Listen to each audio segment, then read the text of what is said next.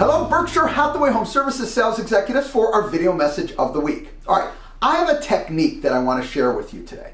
And I titled this week's message, Reversing an Unhelpful Belief. You know, Earl Nightingale stated, we become what we think about most of the time. And I believe that is true. So if that's the case, we want to be really careful what we think about. All right, so I have a technique that I want to share with you.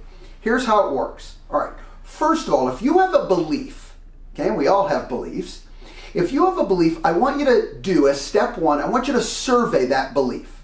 What does that mean? I want you to ask yourself, is this particular belief helping me? Let's say you want to increase your average sales price, and so you want to target a new area. But you have some beliefs, you know what, that's just not going to be easy, I can't get it done, there's, too much, too expensive, whatever the case may be. When you're trying to do that, you have this belief that is not serving you well. Here's the technique. Step one, I want you to flip that belief. Once you've surveyed it, know it's not in support, I want you to flip it. I want you to take the complete opposite view. So for example, you think it's too expensive to get into that market. I want you to think it's totally affordable to get into that marketplace. Whatever the case may be, you flip that belief.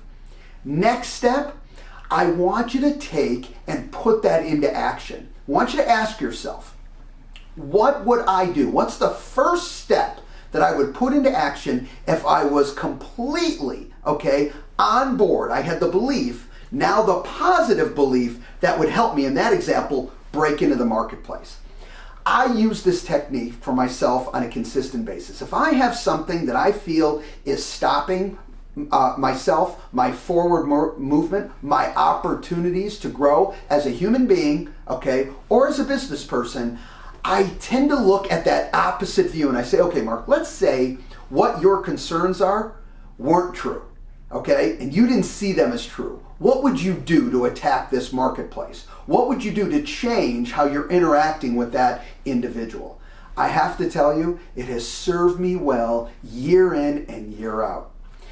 Listen, we all have beliefs, and sometimes we have limiting beliefs that can stop us. What I have found is a great technique is by reversing that belief, you start thinking about the positives. You start thinking about a productive way to move forward. And regardless that it gets you exactly where you want to be, I promise you this, when you're thinking about the positive side and you're thinking about moving forward, you move forward. Have a great week, everybody. We'll talk to you next week. Bye-bye.